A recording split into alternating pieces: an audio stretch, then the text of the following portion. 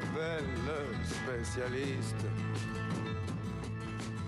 Notre spécialiste à nous est en place. Bonsoir Nicolas. Bonsoir J'allais dire, vous avez déniché, vous m'avez dit, bon, n'exagérons pas, c'est pas moi qui l'ai déniché, mais tout de même, on est ravis que vous nous fassiez découvrir ce titre inédit, Le Spécialiste. Vous l'entendez, cette chanson, Mohamed, ça fait plus de 50 ans qu'elle existe, mais elle ne sort que maintenant. Je vais vous expliquer pourquoi.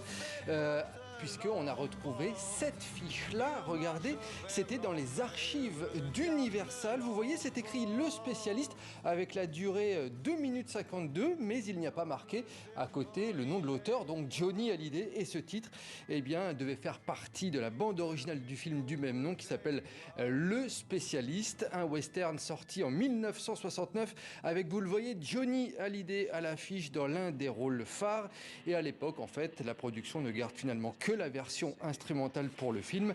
Les bandes avec la voix de l'idole des jeunes dormaient donc depuis chez Universal, la maison de disques, qui a retrouvé ses bandes. Et voilà, on a ressorti ce joli petit morceau. Si vous êtes intéressé par le film, sachez qu'il est maintenant en DVD chez TF1 Studio. Et puis, ce titre, juste avant, il est retrouvé dans un coffret tout simplement exceptionnel qui vient de sortir. Regardez, Johnny 70, qui rassemble notamment l'album Vie, mais aussi des versions alternatives de certains titres, des spots publicitaires et un concert inédit de 1970. Et puis, je voulais juste terminer, parce qu'on parle de Johnny Hallyday, d'un superbe livre qui vient de sortir.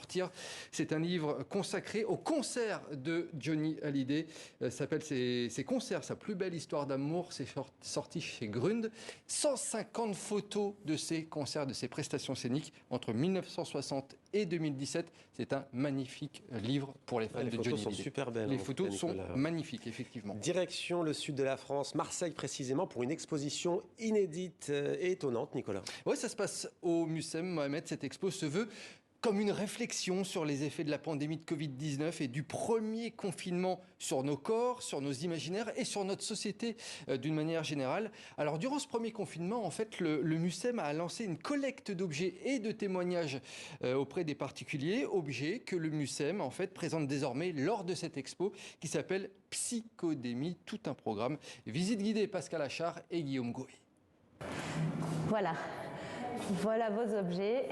Tous les deux objets du auteur. 2 tambourins faits maison, donnés au Mucem, que Clémentine redécouvre.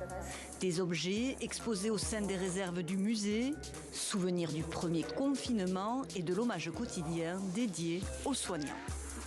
Le but, c'était de faire du bruit et de se défouler à ce moment-là du rendez-vous. Et puis du coup, ils ont leur petite étiquette. Étiquetés, inventoriés, la centaine d'objets collectés auprès des particuliers intègre désormais les collections du musée. Ce qui signifie qu'ils seront déclarés inaliénables et imprescriptibles et qu'ils acquierront le même statut et les mêmes obligations de soins que de grandes pièces d'art ou d'objets archéologiques. Des témoignages précieux d'un épisode historique, attestations, masques, mêlés à d'autres pièces hétéroclites. J'ai une grande tendresse pour ce pantin de bois qui témoigne aussi de beaucoup d'objets qu'on a reçus et qu'on a appelés les amis imaginaires, c'est-à-dire des petits personnages qui vont animer son intérieur. Ici, une vitrine qui parle du compte des jours, des calendriers barrés jour à jour qui, au fond, rappellent ceux aussi qu'on peut trouver en prison. Des morceaux de vie confinés, confrontés aux images d'Antoine d'Agata. Le photographe a capturé jour et nuit des rues désertes et des hôpitaux encombrés. Plus de 10 000 photographies réalisées principalement avec un appareil thermique qui mesure la chaleur au lieu de la lumière. Parce que je l'avais utilisé auparavant, je pressentais que cette technique me permettait de photographier un autre niveau de réalité, de photographier les êtres, les figures, les mouvements de l'intérieur. Je cherchais un langage qui me permette de retracer, d'explorer, de ressentir cette angoisse, cette peur, d'une menace invisible, intangible.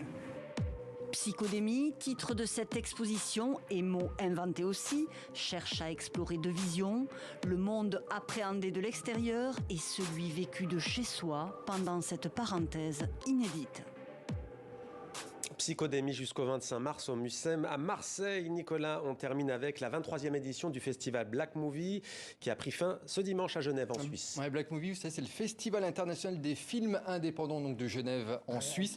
Et pour vous signaler que le prix de la critique revient au film Zinder de la cinéaste nigérienne Aïcha Maki, prix attribué à l'unanimité. Ce film est une immersion documentaire donc dans un milieu hyper masculin et fermé à Zinder, ville du sud du Niger, où l'on part à la rencontre de ces jeunes hommes désœuvrés qui s'organisent, vous le voyez, en gang bodybuildé et brutaux pour survivre. Merci beaucoup Nicolas, à demain. À demain. Même endroit, même heure. L'invité à présent de Patrick Simonin.